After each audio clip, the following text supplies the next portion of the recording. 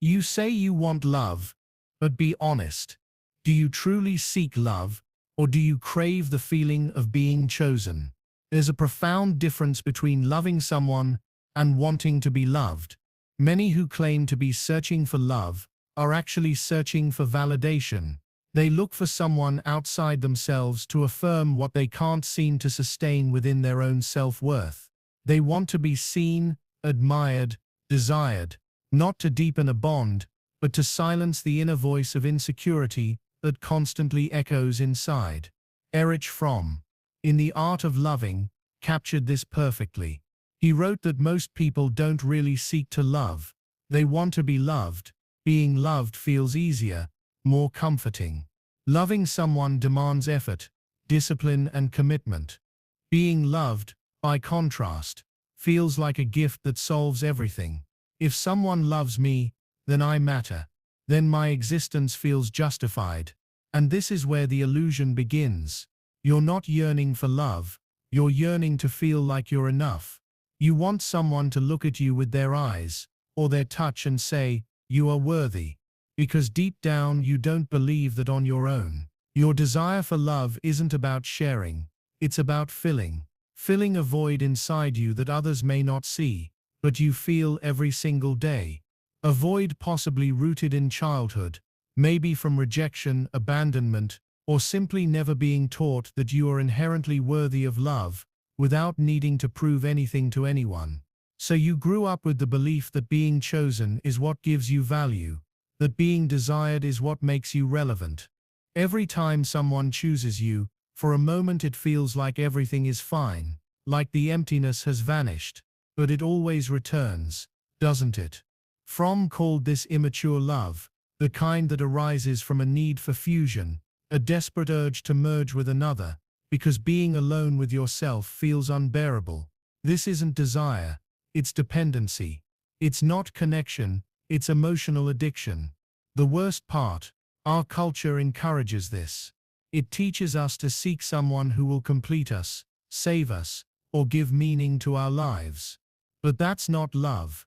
It's a lie dressed as romance.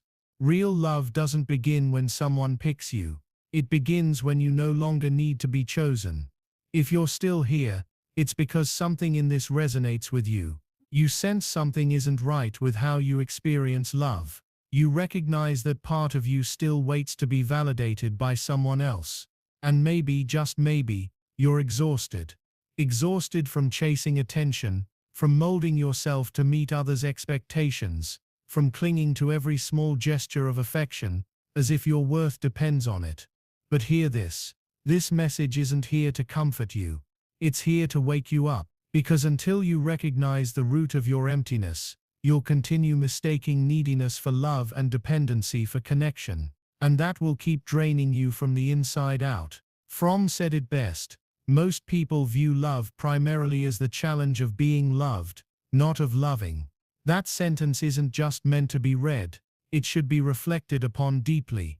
It exposes a major emotional distortion present in nearly all modern relationships. The idea that love is something we receive rather than something we give.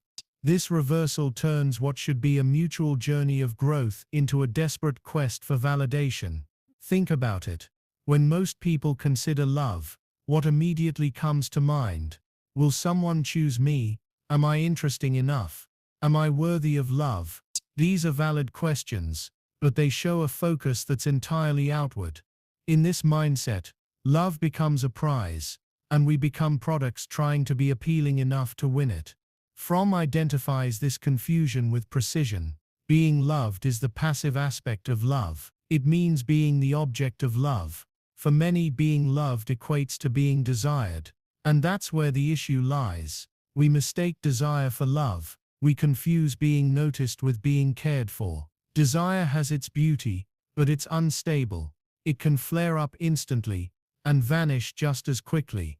And if your self-worth hinges on being desired, you become a prisoner to someone else's gaze.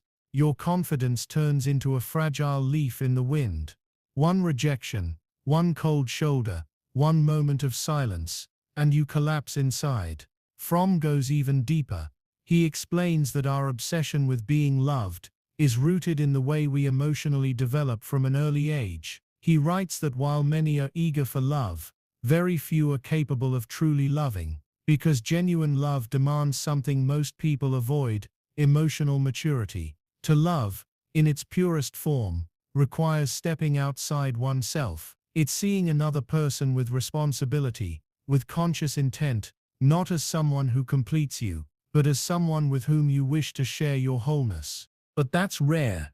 We're too preoccupied with being noticed, with proving our worth through every like, every message, every bit of attention. This confusion between loving and being loved results in fragile, anxious relationships. They start intensely, but often end in ruin. These are not unions where two people build something together. They are arrangements where each person tries to extract from the other what they feel is missing within themselves. That isn't love. It's an emotional transaction, a silent deal. Make me feel like I'm enough, and I'll give you what you want in return. But the bill always comes due, and when it does, all that remains is emptiness once again.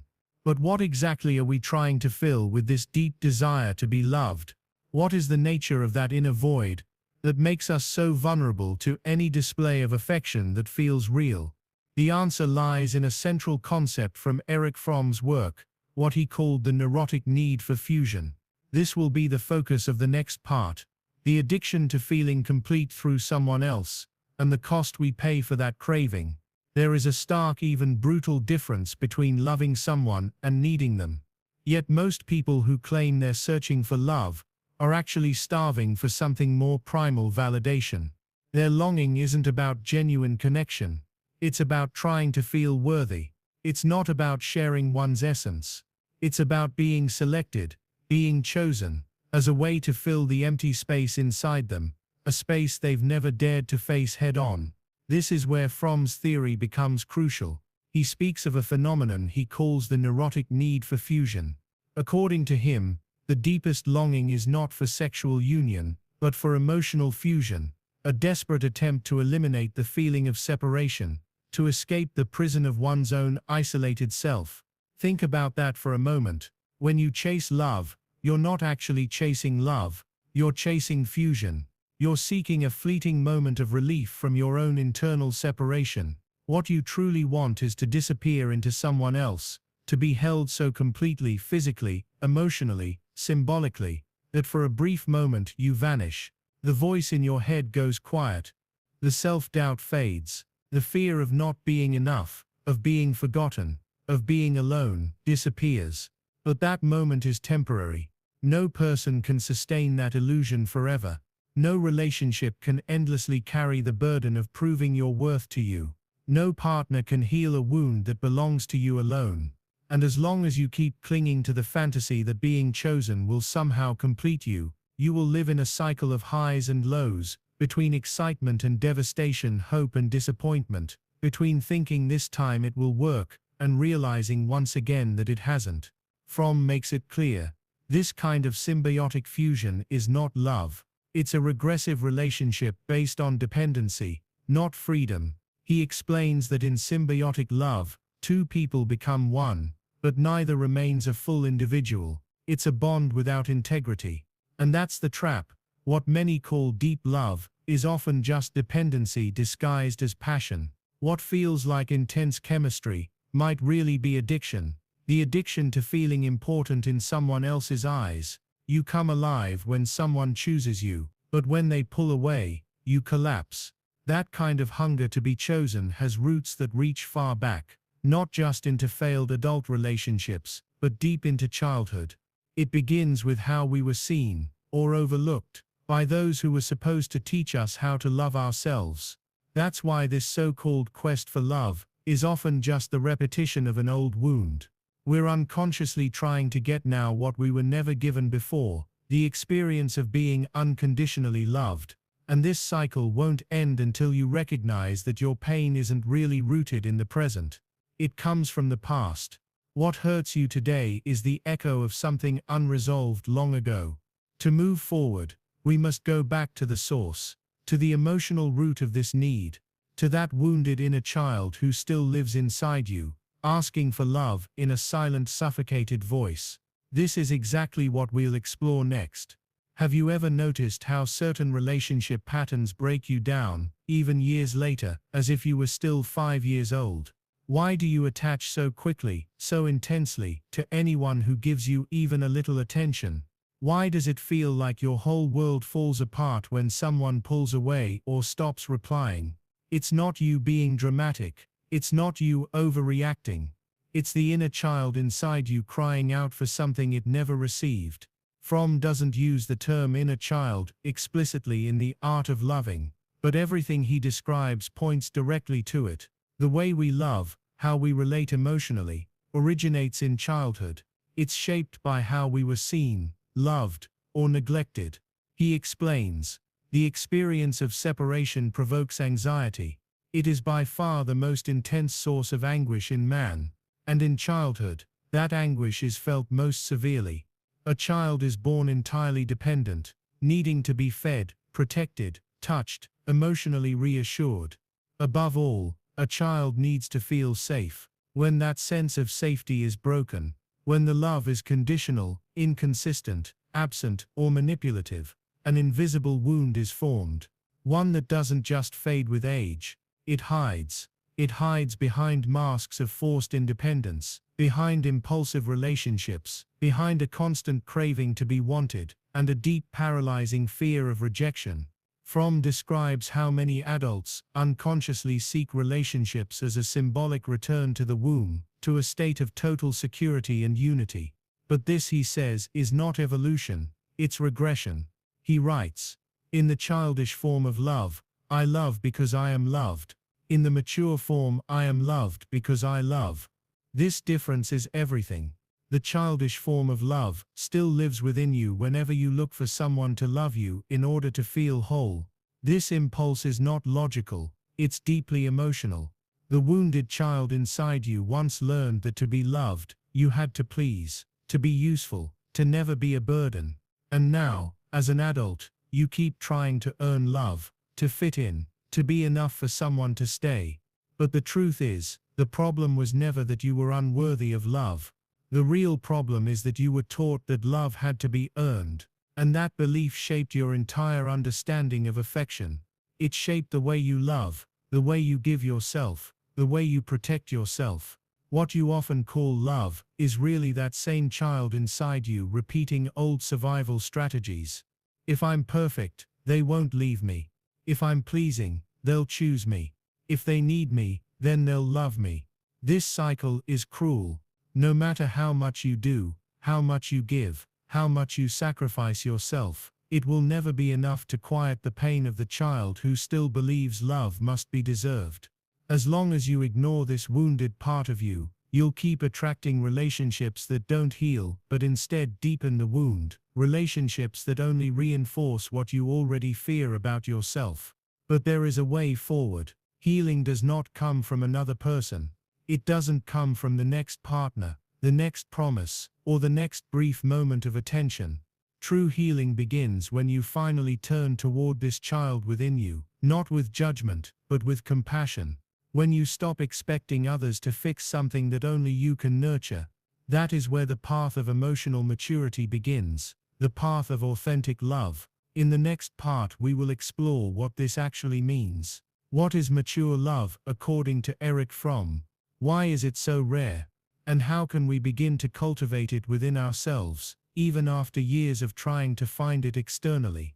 To truly love is one of the most demanding and courageous tasks in a human life. That's why so many people fail miserably at it, because love is not the same as falling in love. It's not desire, it's not attachment. Real love, as Fromm teaches, is an act of will. It's a conscious decision. It's emotional discipline, and this is precisely why it is rare, because love requires you to be whole before you reach for someone else. Fromm doesn't sugarcoat it. Love is an activity, not a passive feeling. It's about rising, not falling. At its core, the active nature of love is defined by giving, not receiving. This is a radical truth, one that challenges a deeply rooted modern illusion that love just happens to us, that it's magical, involuntary, some beautiful accident. But Fromm says otherwise. Love is a practice. It is an ongoing choice. A commitment that must be renewed every single day, when the excitement fades, when the other disappoints, when life gets hard. And this is where we see just how unprepared many people are to truly love. You cannot give what you haven't built inside yourself. Fromm wrote that the core problem of human existence is separation. Love is the answer to this problem. But only those who have overcome their own internal separateness can truly love. That means as long as you're fragmented inside, you'll use the other person like a bandage. You'll mistake their presence for salvation. You'll believe that being in a relationship is enough, but true love is being present with someone even when it would be easier to walk away. And that presence is only possible when you've made peace with yourself, when you've healed the hardest relationship of all, the one you have with you. Love demands presence, and presence requires maturity. Most relationships fail not because of a lack of emotion, but because of a lack of emotional structure.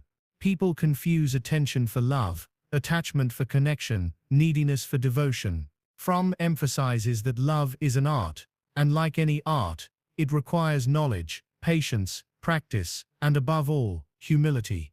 He writes, anyone who intends to learn the art of loving must start in the same way one learns any other art, through practice, discipline, concentration, and patience. But how many are truly willing to do that? How many are willing to stop treating love like a product, something to consume, use, and discard? Real love requires going against the grain of today's culture, against the inflated ego, against the fear of vulnerability.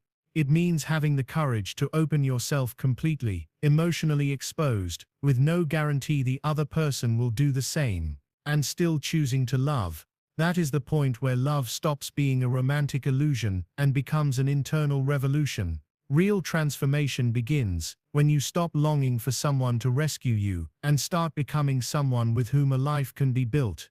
When you stop pleading for affection and instead begin choosing to love consciously, clearly, responsibly, not out of need, but from desire. But in order to reach this point, you must recognize and release one of the greatest emotional traps of our era, the infantilization of love that modern culture promotes. The belief that love is about being chosen, pleasing others, fitting in, and that your partner's role is to fill your emotional voids. In the next part, we'll break down this collective illusion and explore how it keeps so many people from experiencing real love. If what you've heard resonates with your deepest wounds, my ebook Beyond the Shadow dives even deeper. It presents key ideas from Carl Jung and offers practical tools to help you understand your emotional patterns and begin healing from within. The link is in the pinned comment. We live in a society that treats love like a product, easily consumed, easily discarded, attractive on the surface, but hollow beneath. Hollywood films, social media, romantic songs, all repeat a seductive and harmful narrative that love is about finding someone who completes you, makes you happy, fills your emptiness with attention, affection, and promises. But that isn't love. It's emotional dependency masked as poetry.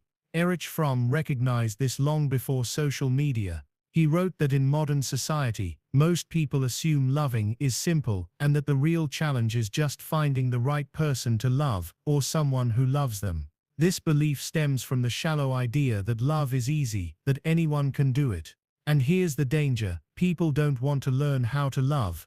They want to be loved without effort. They want intense romantic experiences without any introspection. They want to be desired, but never ask themselves why. They want a partner who reflects an idealized version of themselves, rather than face a real, raw connection with another imperfect human being. This is where the infantilization of love begins, when relationships are turned into fantasies, where the other person exists to save you from yourself. Fromm saw this as a core flaw in our culture. We are not taught to love. We are conditioned to crave status, beauty, validation, and pleasure, and we project these desires onto others. We look for someone to prove that we are special, to rescue us from loneliness, fear, and self-doubt. But that is not love. It is a quest for a substitute parent, someone to take on responsibilities that are ours alone. In immature love, the other becomes an object of emotional consumption, something that must function in order to make us feel better. And this leads to a hard truth: you may not be relating to the actual person in front of you, but to the feeling they give you. That's why so many people don't truly love, they cling. That's why so many relationships fall apart as soon as the illusion fades. Culture teaches us to pursue sensation, not connection; intensity, not intimacy; consumption, not co-creation. The result: fragile, anxious relationships that fall apart at the first sign of discomfort. People fall quickly and fall hard, but just as quickly burn out. These are connections built on expectations, not reality; on need, not choice. And the system profits from this. It sells you the idea that the next one will be better. That if you haven't found the one, you simply haven't tried hard enough, haven't looked desirable enough, interesting enough, perfect enough. But real love does not bloom in the marketplace. It isn't born from emotional marketing. It arises only when two people meet, not to complete one another, but to share themselves fully. And that requires a kind of awareness that runs against everything we've been taught about love. In the next and final part, we'll talk about the turning point, the moment you stop chasing love to feel full and begin to love as an act of freedom. A love not born from lack, but from abundance, not based on being chosen, but on the powerful act of choosing yourself. True love starts the moment need ends. It isn't born from emptiness, or urgency, or the fear of being alone. It grows from presence, your capacity to stand whole before another, without erasing yourself, without dissolving, without begging to be validated. When you still need to be chosen in order to feel worthy, you are not truly loving. You are trying to survive through someone else. You are trying to prove once more that you matter, that you're worth noticing. But real love is not a silent cry for help. It's not dependency dressed up as passion. Real love is a decision, a natural outpouring from someone who has already found themselves, from someone who no longer uses their emptiness as a reason to lean emotionally on others. You've spent enough time trying to feel special by being chosen. What if today you stopped? What if you decided that your worth will no longer be determined by someone else's gaze? That's where freedom truly begins. The kind of love that follows doesn't bind, doesn't demand, doesn't suffocate. It contributes, enhances, co-creates. It doesn't try to patch up what's broken. It overflows. Now I want to hear from you. If this message resonated, write in the comments: "I do not need to be chosen to feel whole." Let that be your declaration to yourself. Because when you say it out loud, you begin to take ownership of your own story. And if this touched you, don't stop here. Watch the next video. It may reveal what you've not yet had the courage to face.